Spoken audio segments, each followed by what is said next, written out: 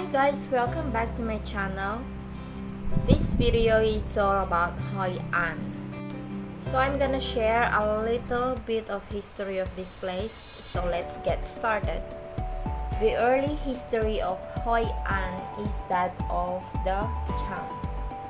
These Austronesian-speaking Malayo-Polynesian peoples created the Champa Empire, which occupied much of what is now Central and Lower Vietnam, from Hue to beyond Nha Trang. Various linguistic connections between Cham and the related Jarai language and the Austronesian languages of Indonesia, Malaysia, and Hainan has been documented. In the early years, Mai Son was the spiritual capital, Tra Kieu was the political capital, and Hoi An was the commercial capital of the Champa Empire. Later, by the 14th century, the Cham moved further down towards Nha Trang.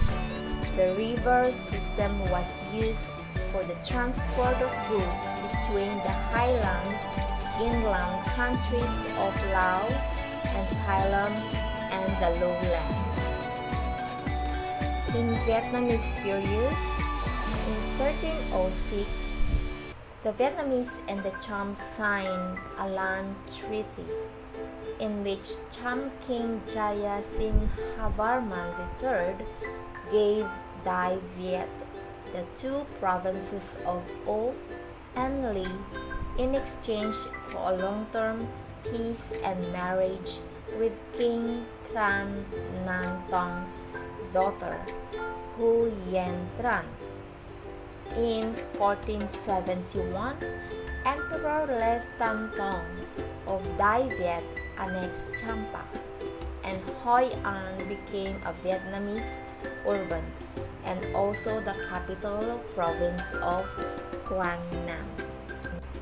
In 1535, Portuguese explorer and sea captain Antonio de Faria, coming from Da Nang, tried to establish a major trading century at the port of village of Phay Pho.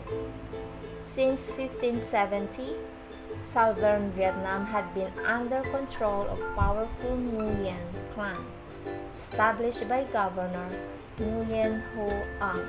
The Nguyen lords were far more interested in commercial activity than the Trinh lords, who ruled the north.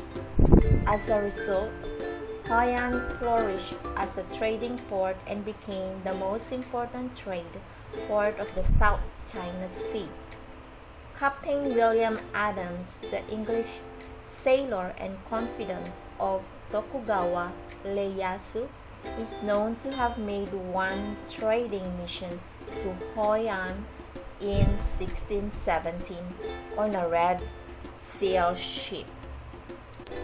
The early Portuguese Jesuits also had one of their two residences at Hoi An. Hoi An was a divided town with the Japanese settlement across the Japanese Bridge, 16th to 17th century. The bridge, Chua Khao, is a unique covered structure built by the Japanese merchants, the only known covered bridge with a Buddhist temple attached to one side. In the 18th century, Hoi An was considered by Chinese and Japanese merchants to be the best destination for trading in all of Southeast Asia, even Asia. The city also rose to prominence as a powerful and exclusive trade conduit between Europe, China, India, and Japan, especially for the ceramic industry. Shipwreck discoveries have shown that Vietnamese and Asian ceramics were transported from Hoi An to as far as Sinai, Egypt. Hoi An's importance waned sharply at the end of the 18th century because of the collapse of Nguyen rule. In 1775, Hoi An had been the battleground between Trinh Army and Tay Son rebels, and the city was destroyed. Then, with the triumph of Emperor Gia Long, he repaid the French for their aid by giving them exclusive trade rights to the nearby port town of Da Nang. Da Nang became the new century of trade in central Vietnam, while Hoi An was a forgotten backwater. Local historians also say that Hoi An lost its status as desirable trade port due to silting up of the river mouth.